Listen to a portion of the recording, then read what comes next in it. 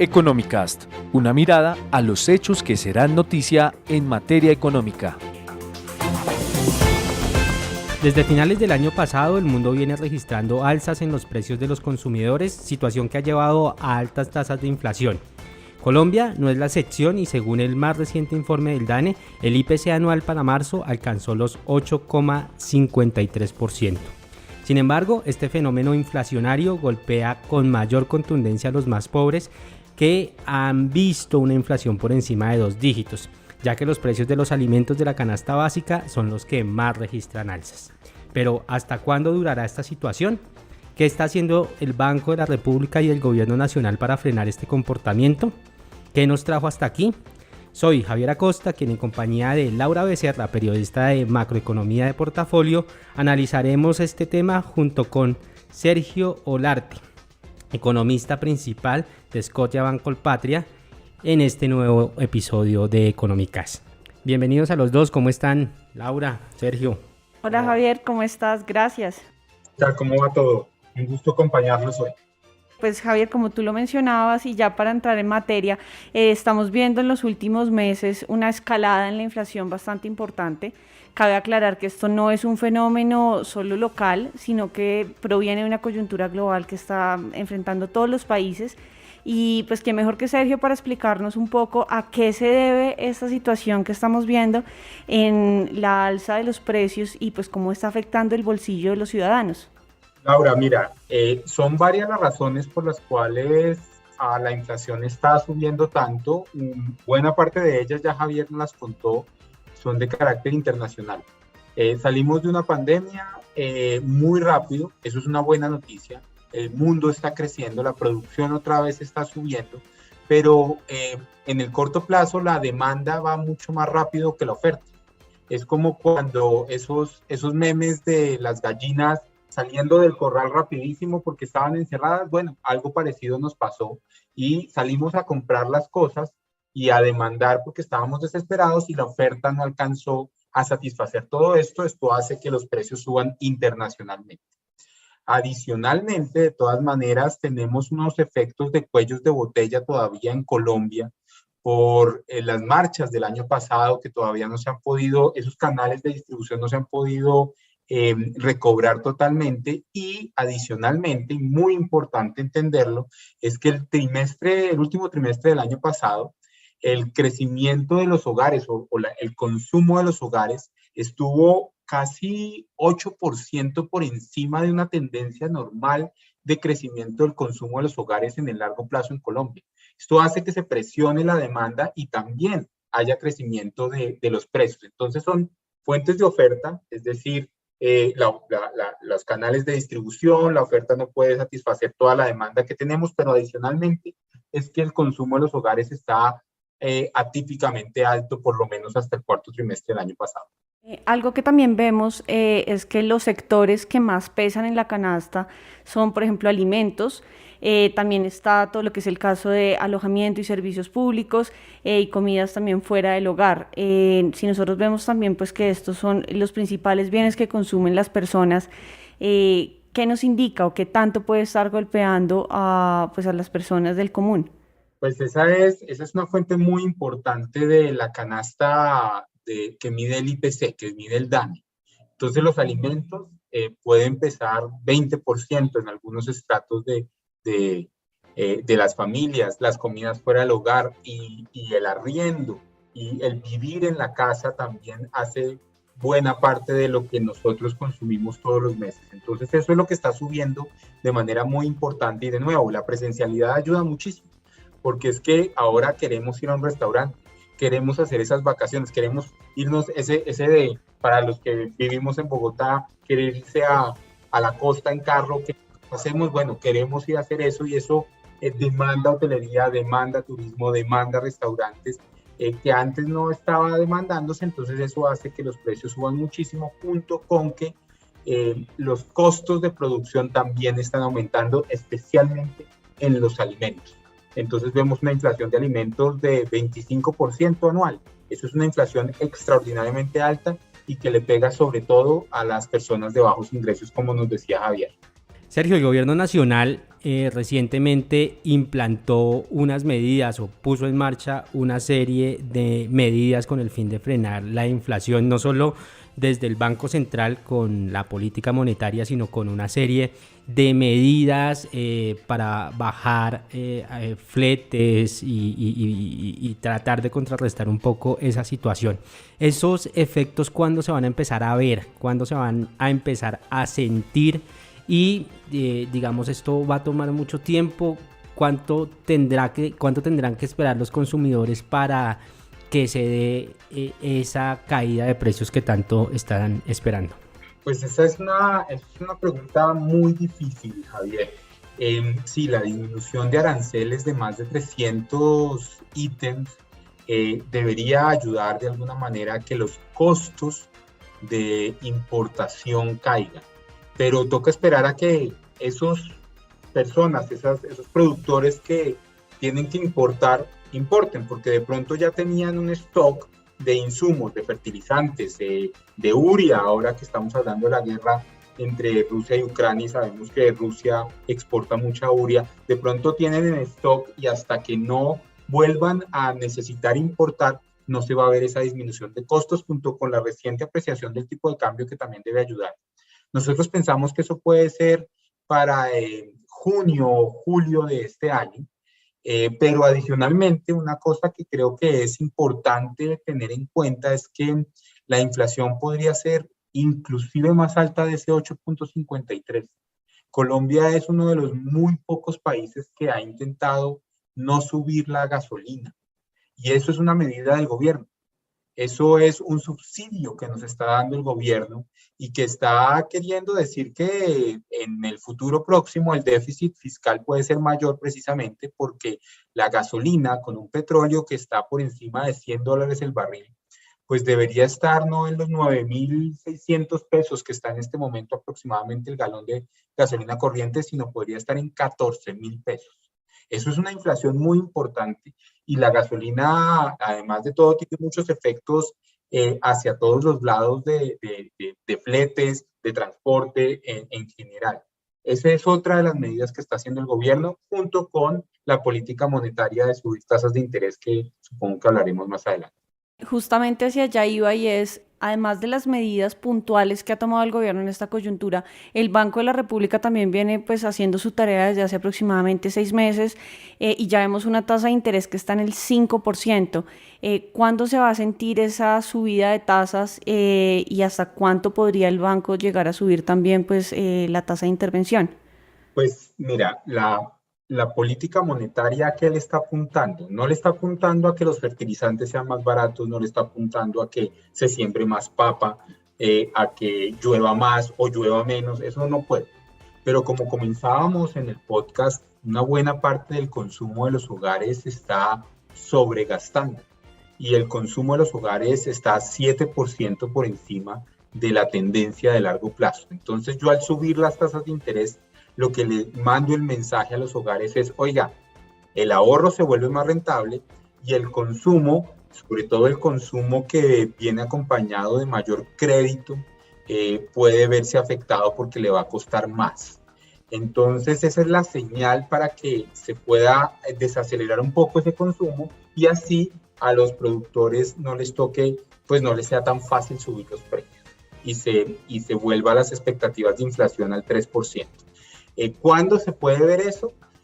Yo creo que esa medida ya se está viendo en los bancos ya estamos subiendo las tasas de interés, pero eso no ha hecho que el consumo de los hogares caiga todavía de manera tan relevante. Uno podría pensar que por allá en el segundo semestre del año y sobre todo el próximo año, la transmisión de política monetaria se dura entre 12 meses y 18 meses.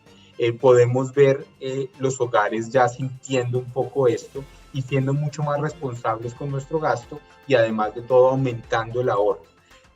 ¿Hasta dónde puede llegar? En nuestras proyecciones pensamos que pueden llegar hasta el 7.5%, es decir, 2.5 puntos porcentuales más altos durante este año, precisamente tratando de mandar la señal de ahorren más y gasten en lo necesario, no sobregasten, ¿no? De nuevo, el ejemplo del meme de las gallinas, nosotros todos consumiendo, me acuerdo por ahí Radar, Camilo Herrera diciendo que es el gasto por venganza. Y entonces simplemente nos encerraron y apenas nos dejan salir, pues gastamos por venganza. Ese gasto debería parar en el corto plazo. Sergio, pero eso de alguna manera se preveía, o bueno, creería uno que estaba en los cálculos de los economistas y de los gobiernos que inmediatamente comenzara la reactivación económica, la gente iba a salir a comprar y iba a consumir más y pues digamos eso iba a generar una mayor dinámica de consumo. Pero lo agravan las situaciones que están ocurriendo a nivel internacional, la guerra en Ucrania, la crisis de los contenedores, digamos, ¿cómo hemos llegado hasta aquí? Y digamos, ¿cuál es ese cóctel, si se puede decir, que se mezcló y que nos tiene hoy con una inflación desbordada? Sí, la tormenta perfecta, diría uno. Eso, al caído caerle, básicamente. Mire, yo creo, y ahí es un mea culpa hacia los hacedores de política y hacia los analistas, yo no creo que nosotros tuviéramos tan claro que esto iba a suceder. Nosotros, por ejemplo, en Colombia, yo todavía no me explico muy bien ese exceso de gasto cuando uno pensaba que el desempleo al 15% no podíamos tener ahorro. Entonces salir y un día sin IVA, muy bien. 2 días sin IVA, muy bien. 3 días sin IVA ya no debería ser tan bien, muy bien. El otro día sin IVA que fue ahorita, también la gente gastando 9 y pico billones de pesos, eso no lo teníamos nosotros en los cálculos. Es una buena noticia, de ninguna manera es una mala noticia, hay una resiliencia de la economía colombiana, de la economía mundial, pero no creo que estuvieran en los cálculos. Entonces eso fue el descache, digamos, de alguna manera, en que no entendíamos que el ahorro se iba a gastar tan rápido. Y lo otro que no entendíamos es que lo que sucedió con la pandemia fue cuando uno tiene un terremoto. Uno va y deja la luz prendida, deja la cama extendida, deja el grifo abierto porque es a salvarse. Y no nos acordamos cuando nos devolvemos que dejamos la casa absolutamente desordenada. Y lo que pasó fue que el mundo quedó desordenado, un portacontenedor por allá en un continente, el contenedor por allá en otro continente, y hasta que no solucionemos esos problemas, pues no vamos a poder tener una normalidad. Eso tampoco lo veíamos. No lo entendíamos porque el afán el problema de la inmediatez por cuenta de la pandemia no nos hizo entender que eso podía pasar. Entonces todos esos argumentos hicieron que la inflación en el mundo apareciera. Y esto es muy importante, porque nosotros en los países emergentes, de alguna manera conocemos la inflación, la vivimos. En los países desarrollados, Estados Unidos, Europa, por ejemplo, no existía la inflación hace 20, 30 años. Y de repente les aparece, y entonces estamos hablando de hiperinflaciones, con una inflación de 5%, 7%. Es alta, pero no es tan alta, pero como la gente no la veía hace mucho tiempo, entonces está muy nerviosa y eso ha hecho a los bancos centrales que suban muchísimo las tasas de interés y que se piense que es el problema a solucionar de inmediato. Entonces sí, yo estoy de acuerdo con usted, es la tormenta perfecta. Cada uno de los países tuvimos unas idiosincrasias diferentes, por supuesto, pero estamos solucionándolo. Pareciera que no se va a solucionar tan rápido. Pareciera que todo el año vamos a seguir con una inflación muy por encima del rango meta de todos los bancos centrales que estamos hablando todos los días. Estados Unidos, Europa, Chile, Perú, Brasil, México, Colombia. Todos vamos a estar por encima de las metas de inflación todavía. Ya que hablamos de las metas y de cómo va a seguir esta situación, ¿cuáles son las perspectivas que se tienen en torno a la segunda parte del año y a cómo vamos a cerrar 2022? Porque ese rango que fija el Banco de la República es entre el 2 y el 4% y ya estamos pues al doble del techo. Entonces, ¿qué podríamos ver y cómo podría terminar Colombia el 2022? Mira, nosotros en Exclusiva Bancolpatria tenemos unas proyecciones no tan alentadoras, pero sí de comenzar a ver desaceleración de la inflación. Acordémonos que la inflación es el cambio de los precios. Entonces, una inflación de 3%, como es la meta del Banco de la República, no es que bajen los precios, es que suben solamente 3 y no suben el 8,53 que estamos en este momento. Lo que vemos es que por efectos de base estadística, acordémonos que el año pasado, en el segundo trimestre, tuvimos las marchas y eso hizo que la comida subiera mucho en un mes. Solo en un mes que fue mayo, la inflación de alimentos, perdón, subió 5%.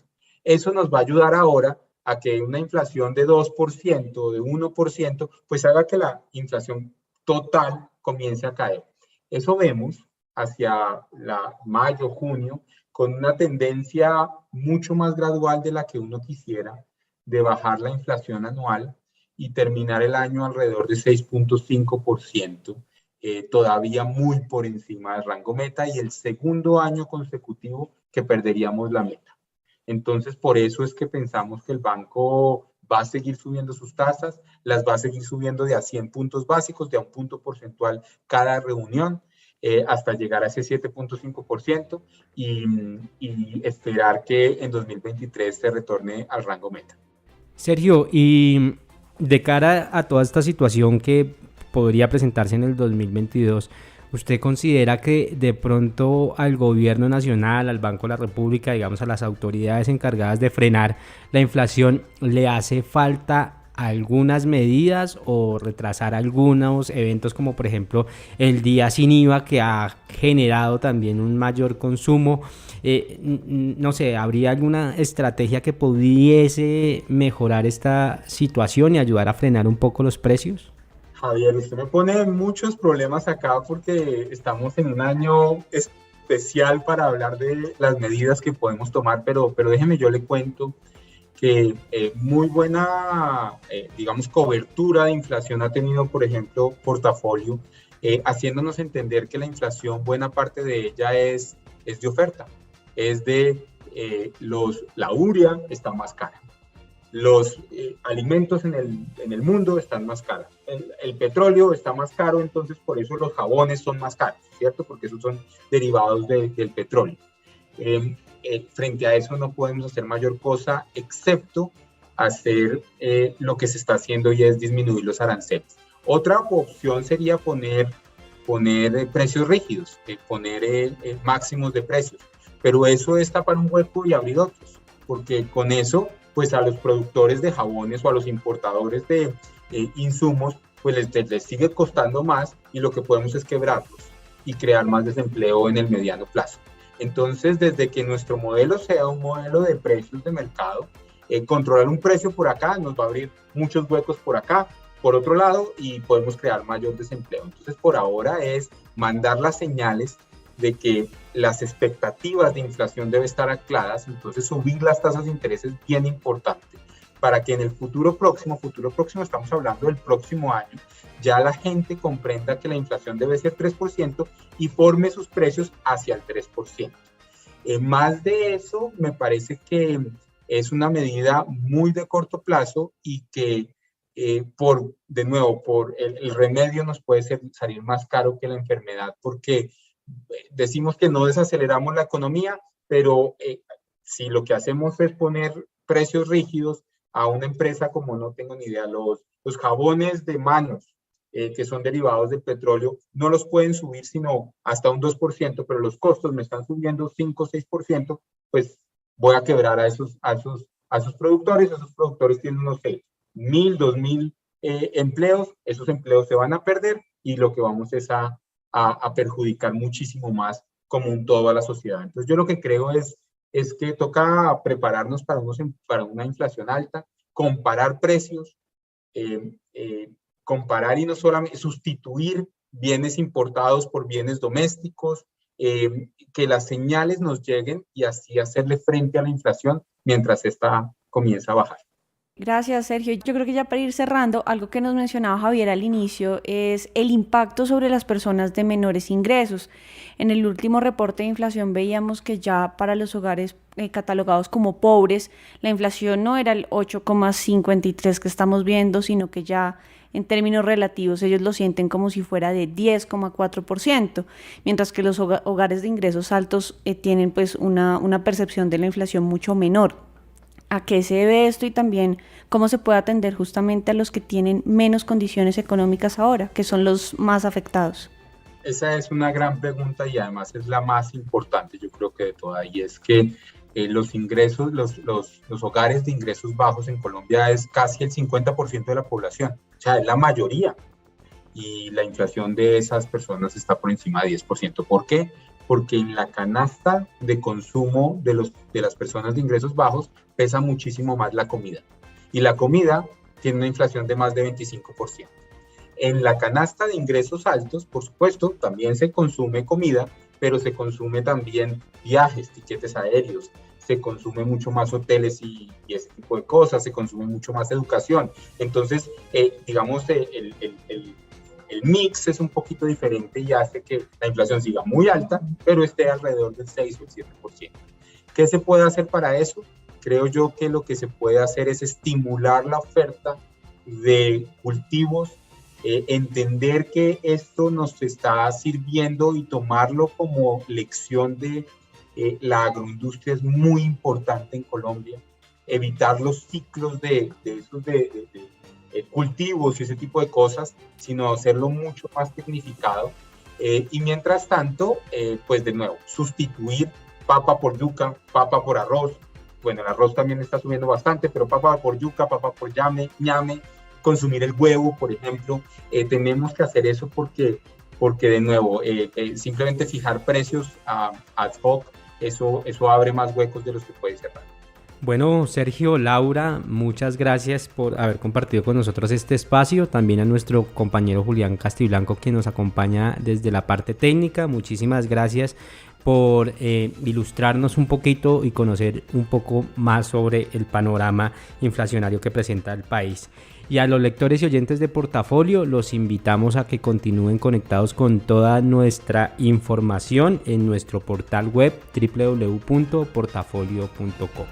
Hasta la próxima y muchas gracias. Economicast, un podcast de Portafolio para la casa editorial El Tiempo.